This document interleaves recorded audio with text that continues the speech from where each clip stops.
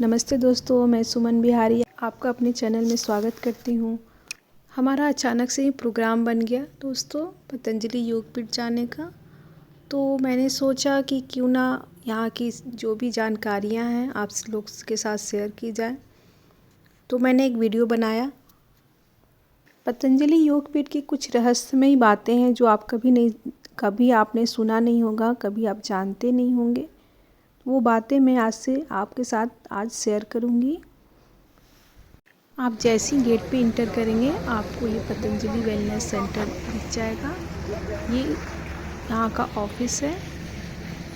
बातें हैं जो आपको हैरत में डाल देंगी, तो आप वीडियो को प्लीज़ लास्ट तक देखिएगा, स्किप मत करिएगा। ऑफिस में जाने के बाद आपको रूम मिल जाएगा, रूम का नंबर मिल जाएगा।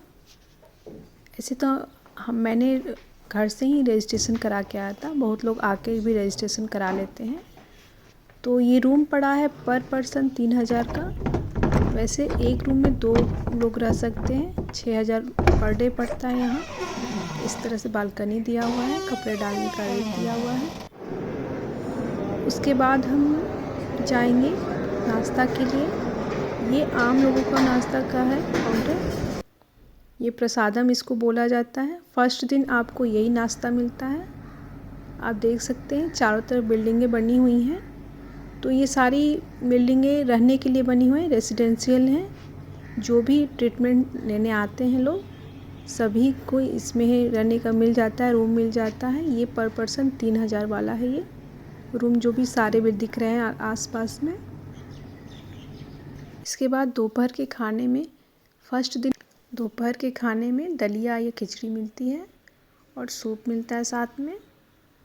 जिसे खाने के बाद फीमेल ट्रीटमेंट सेंटर में आपको जाना होता है। इसका नंबर है 5 नंबर। उस बिल्डिंग में आपके जाना पड़ता है आपको। यहाँ ही आपकी सारी थेरेपियाँ होती हैं। थेरेपी लेने के बाद आपको इस तरीके से काढ़ा रखा रहता है, वहाँ से लेना रहता है। जो आपके प्रिस्क्रिप्शन में सबका काढ़ा अलग अलग लिखा होता है। तो आके आपको थेरेपी के बाद काढ़ा लेना होता है।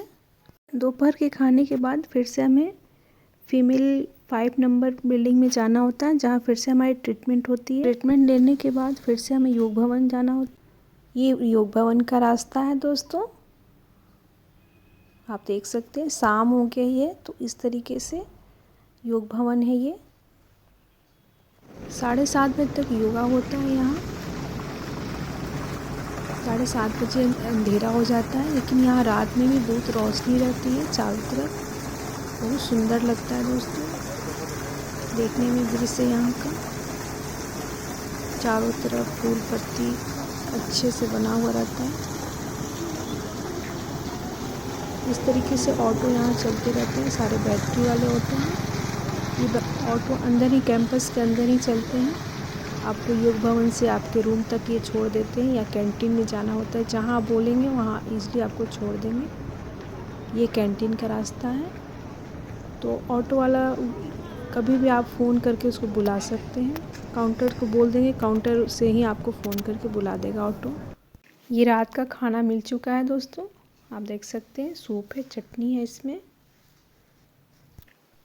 2 बाजरे की रोटी है, एक सूखी सब्जी है और एक ग्रेवी वाली सब्जी है।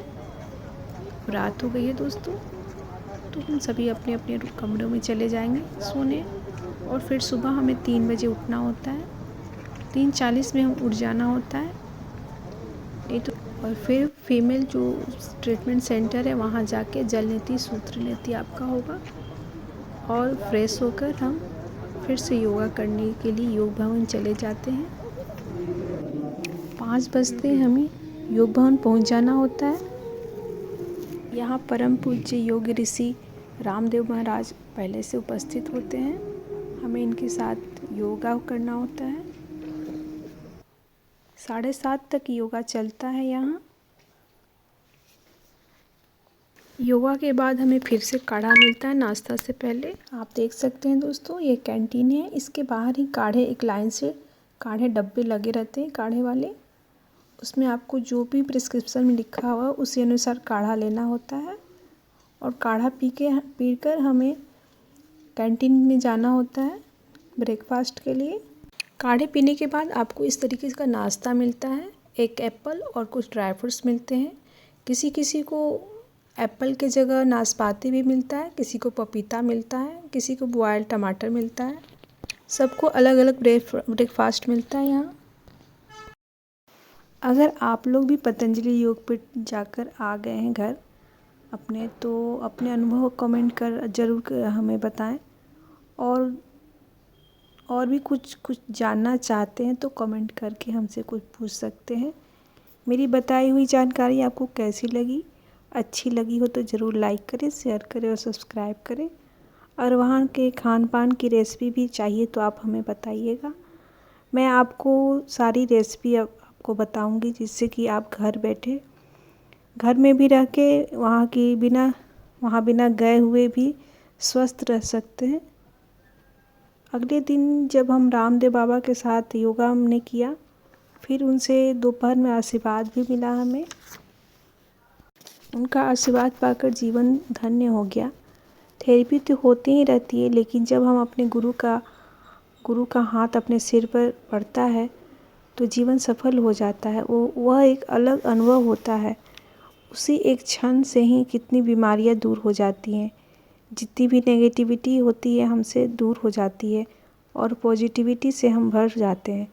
जैसे अंधेरों के बीच अचानक से किसी ने रोशनी से हमें भर दिया हो। गुरु का साथ होना एक अलग ही औषधि का काम करता है। जो हमें वहाँ मिला वो रहस्यमयी पल पूरे जीवन में कभी भूल नहीं पाऊँगी। अगर मेरी जानकारी अच्छी लगी हो दोस्तों तो प्लीज़ लाइक करें, शेयर करें और सब्सक्राइब करें। Thank you. यहाँ के सारे थेरेपिस्ट या वो स्टाफ हो, सभी अच्छे से व्यवहार करते हैं यहाँ। अब एक बार ज़रूर जाएं पतंजलि योगपीठ और अपने अनुभव हम मेरे साथ शेयर करें। Thank you.